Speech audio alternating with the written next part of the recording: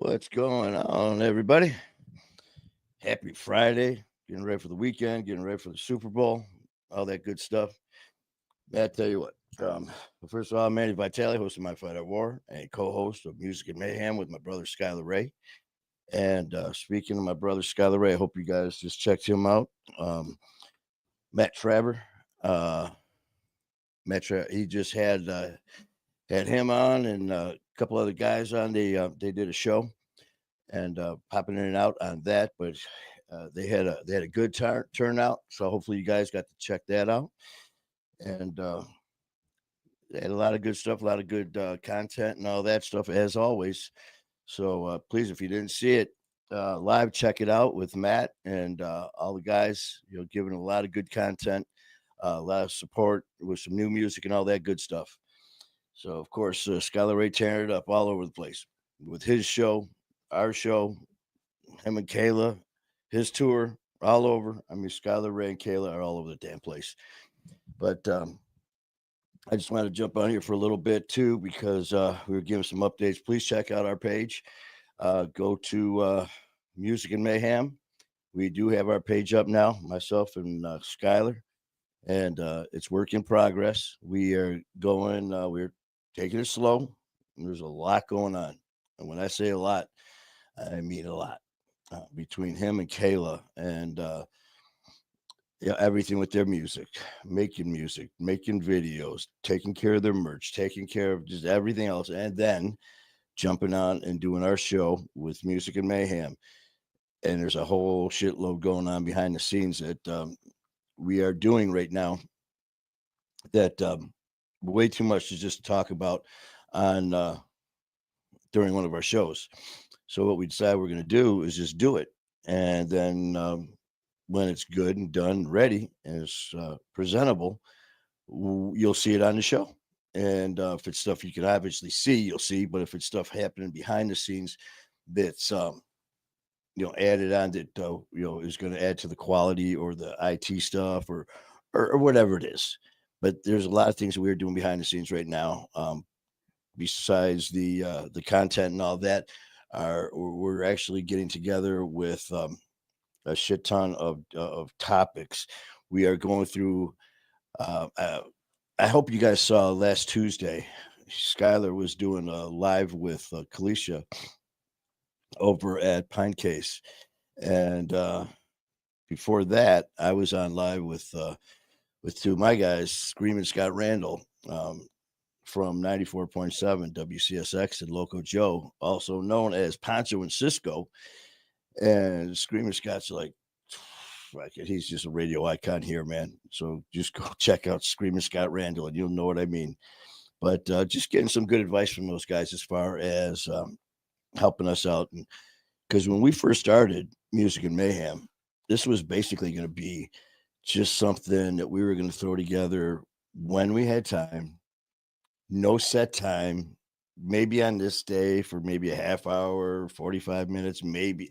It was going to be one of those. Just to have a few laughs, blow off some steam, between our shows that we're doing, between mine and his show and his music and his videos. Well, lo and behold, it just took off. And we started getting a shit ton of feedback, positive feedback from people. And from there, we just kept doing it and didn't think much of it except we were getting a ton of watches, man, views, and not only the views, but our content or the comments and stuff that was coming back from the people watching was insane. So that was nice. And we were pretty regular going every Wednesday at our prompt time of 7ish. And what we did was something came up.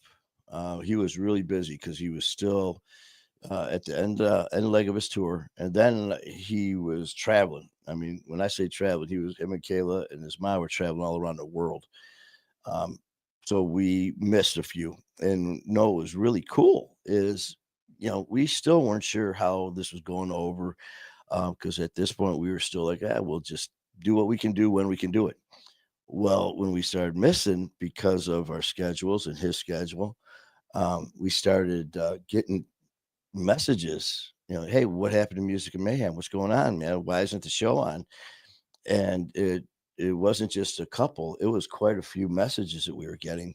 And it's like, well, shit, this is actually making a difference.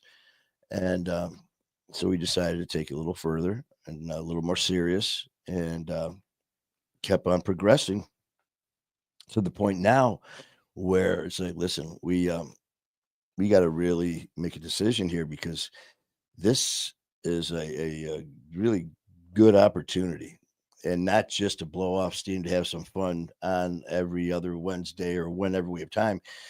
This is turning into being something pretty big, where it's we're growing in a very short time with music and mayhem, with the following we have, with the interaction with all the people, and not only from just like with his fans, but with all the people with My Fighter War, and all the other people that we are involved with, and they're all taking part of this, and it is just a riot. So we are in the process, like I said, we are actually breaking up the shows.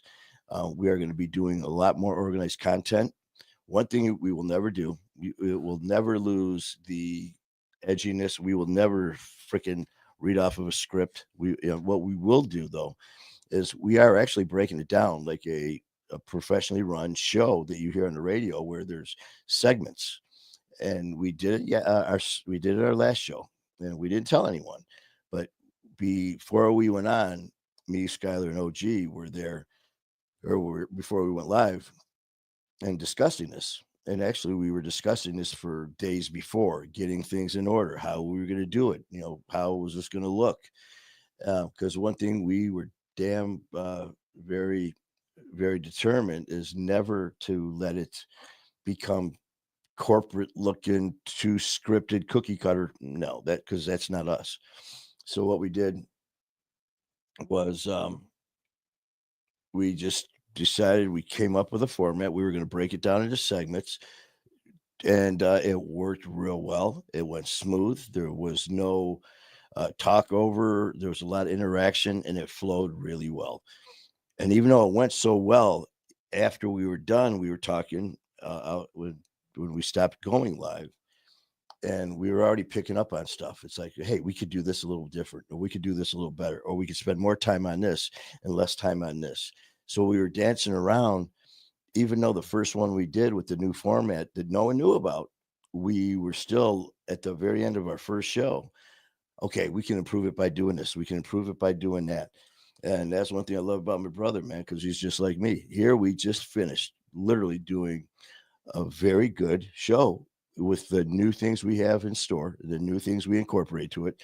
And the first thing we did is, when we stopped going live and we were just talking on screen, is, all right, we can do this different. We can add this onto here. We can move this over to this.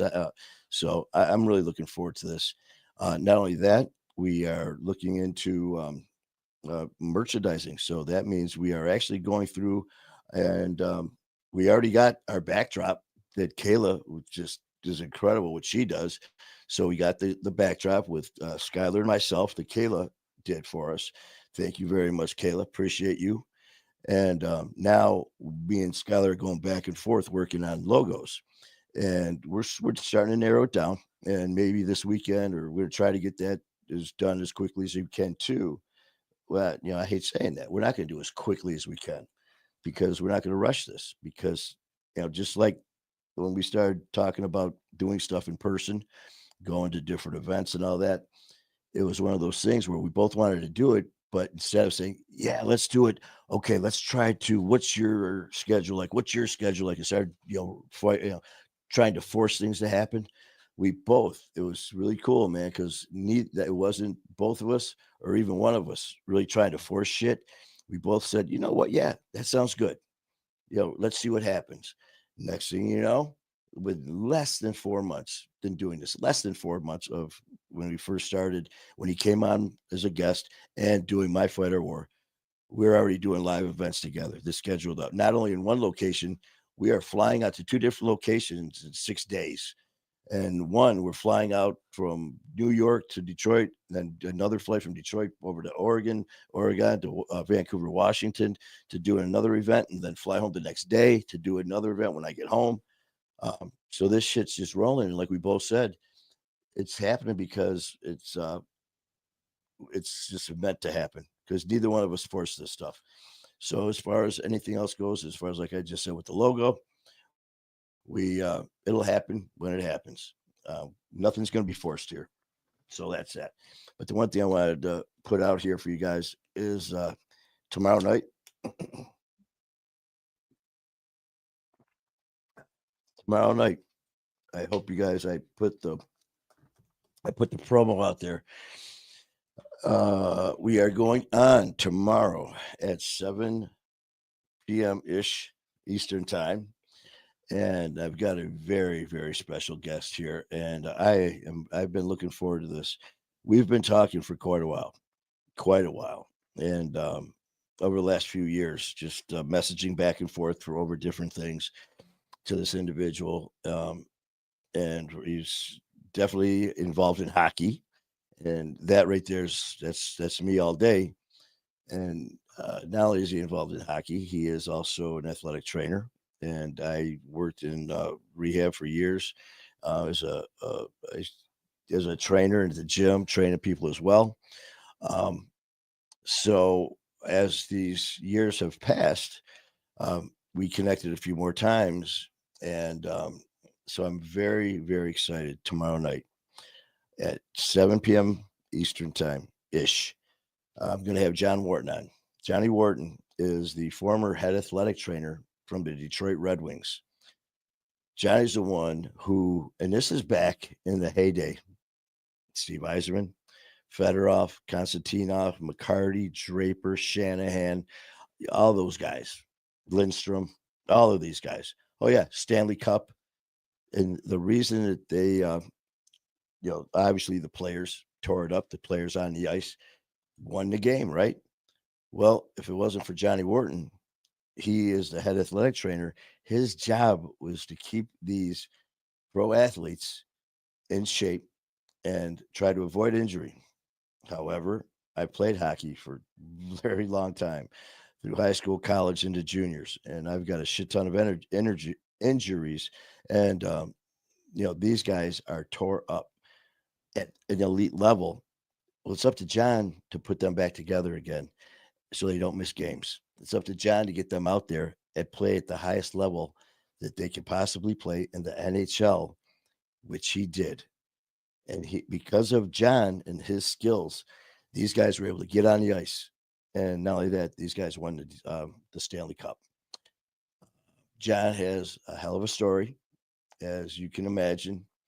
He was in the limelight all this time. Don't forget, man. Like I said, this is back in the Eisenman days with all that was going on with Probert and Koser. I mean, all these guys. And Johnny was in the middle of everything.